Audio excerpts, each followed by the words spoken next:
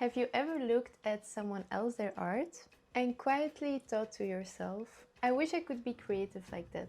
Not necessarily a better artist, not someone with the most perfect technique, just someone that always has a lot of great ideas. Because if you're anything like me, you've probably convinced yourself at some point that creativity is something that other people have and that you don't.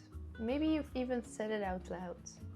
I'm not creative anymore. And honestly, I can understand why you feel that way. Maybe your sketchbook has been sitting on your desk for weeks or even months. Every now and then you open your sketchbook, but then you just kind of stare at the blank page. Then you close it again and tell yourself that you will draw actually tomorrow. Tomorrow turns into a week and that will turn into a month. And before you know it, you have almost forgotten that you enjoy drawing. Then you open up Instagram or YouTube and you see people filling their pages with beautiful illustrations, effortless ideas, and it looks like their creativity almost flows to them. Meanwhile, you're sitting here and you're wondering, why can't I even think of one thing to draw?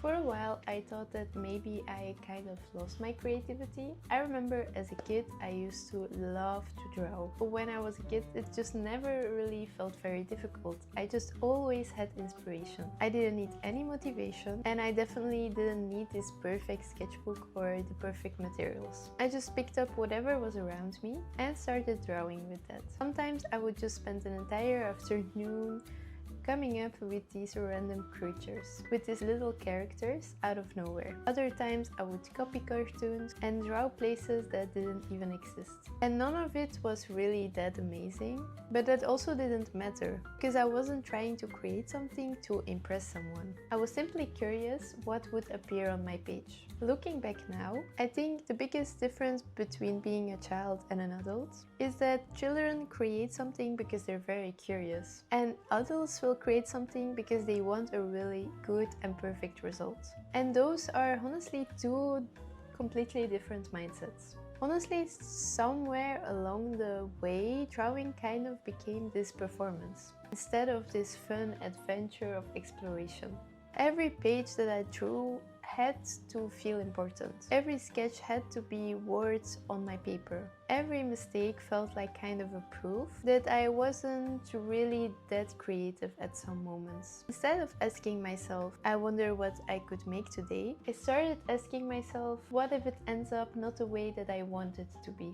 It's such a small mindset change, but it also kind of changes the approach that you have towards creativity. One question will open the door, while the other will kind of close the one that you've started.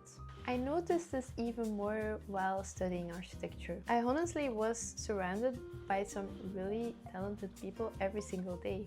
And during presentations, I sometimes would look in the room and think, how did they even come up with a certain idea? Like, I felt like the concepts were sometimes better and stronger, or drawing would look more professional. Without even realizing it, I started to compare myself. And honestly, that comparison is something that you never can win. So instead of exploring ideas that would really excite me, I kind of started to focus on finding the right idea. Like the best idea that could impress my teachers. If a sketch that I drew wasn't very promising after 5 minutes, then I wouldn't even show it to my teacher. I just assumed that it wasn't worth continuing with. If I couldn't picture immediately like the final outcome of my project, then I just was convinced that my idea wasn't good enough. Looking back now, I wasn't running out of my creativity at all. I was honestly just running out of patience with myself. And I think that happens to so many people that stop drawing. We tell ourselves that we lost our creativity, but that's not usually what happened at all. What we've lost is actually our willingness to make some bad drawings. Expect ourselves to make something beautiful immediately, even though that's never how creativity has worked. We see the finished artwork online, but we never see the pages with failed ideas that came before that. We compare our messy beginning with somebody else their finished and polished ending. Somehow we conclude that they're creative and we're not. So here's the thought that completely changed the way I see creativity. What if creativity isn't something that you lose? What if it's something that you stopped actually practicing? Think about any other skill for a second. If you stop speaking a language for, let's say, 10 years, you'd become very rusty at it. You would need to find your words. If you stopped playing the piano for 10 years, your fingers just wouldn't move the way that they used to. Nobody will look at you and say, oh, I think you've actually never been musical. Simply think that, oh, you just haven't practiced in a while. So why do we treat our creativity so differently? Why do we assume that because the ideas don't immediately appear in our heads anymore, we've somehow lost the ability to come up with them? The truth is that creativity doesn't appear overnight. It slowly gets buried underneath perfectionism, your comparison, and also your fear. Every time that we decide to not draw because we're afraid of wasting paper, every time that we stop a sketch because we think already that it's not looking good enough, every time that we compare ourselves to someone that draws consistently while we've barely touched a material in months, we are teaching ourselves that creativity isn't safe anymore. And when your brain starts associating drawing with disappointment instead of curiosity, of course it's going to become very hard in the beginning. Not because you're less creative than you used to, because your brain is trying to protect you from failing. And the solution isn't becoming more creative. The solution is to become curious again. For a long time, I thought that I had to wait till I felt inspired to draw again. I kept telling myself, maybe tomorrow I will feel more creative than today. But tomorrow came and nothing changed. Then another week passed by, another month, and I was still waiting for that magical feeling. The problem is that inspiration never really arrives before you start. It shows up because you started.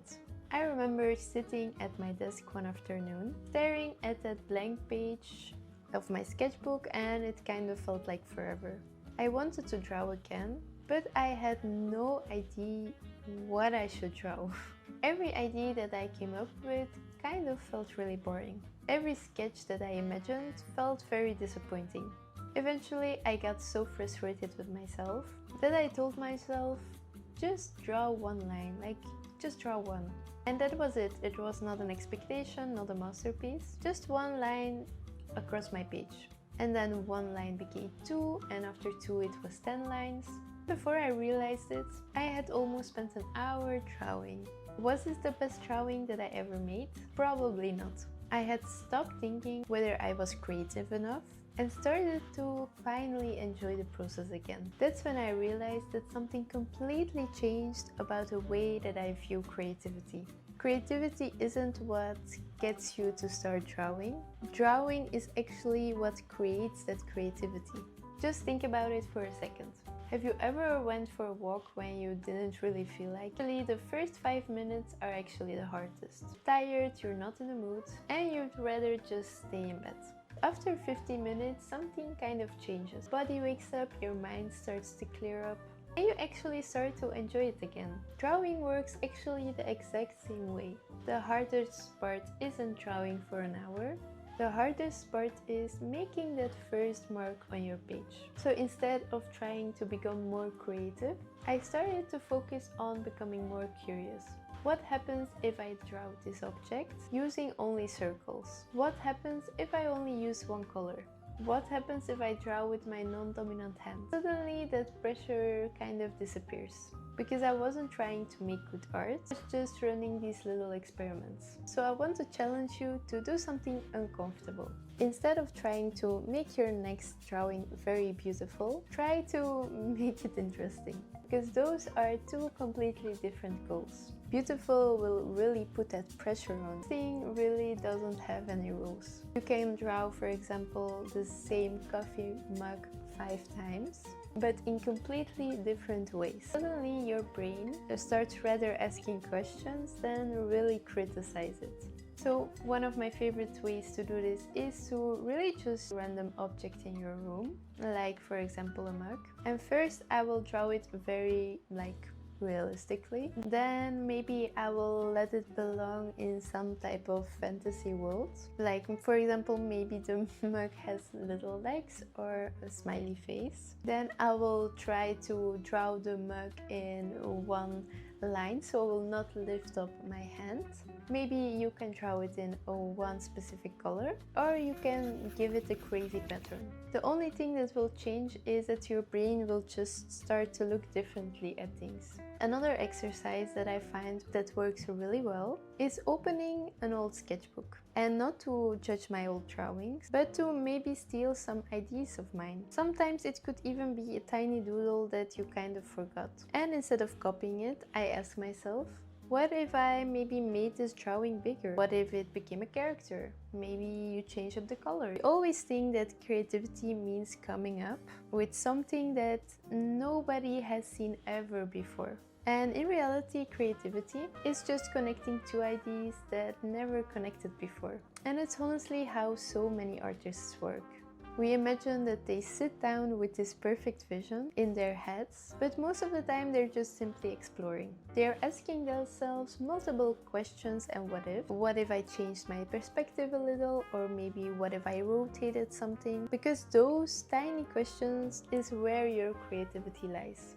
I honestly believe that we sometimes romanticize creativity too much. We treat it like some kind of lightning. One day it suddenly strikes us and we have these amazing ideas. But after all these years of drawing, I don't think that's actually true. Creativity feels more like building something up. At first, nothing really happens. For example, when you're building a campfire, you place one stick, but eventually a tiny spark catches and the whole fire will come alive. It doesn't seem magical, but that spark never really appears before you actually begin. It appears because you've been adding up those sticks, even when nothing really seemed to happen.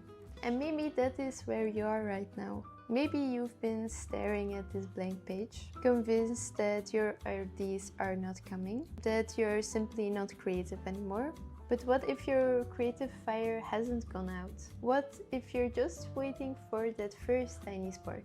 I used to think that us creative people were the ones that always had the ideas, the ones who never really got stuck, the ones who could sit there and suddenly turn a blank page into something beautiful. And honestly, I think I had it completely backwards. The most creative people I know aren't the ones with the best ideas.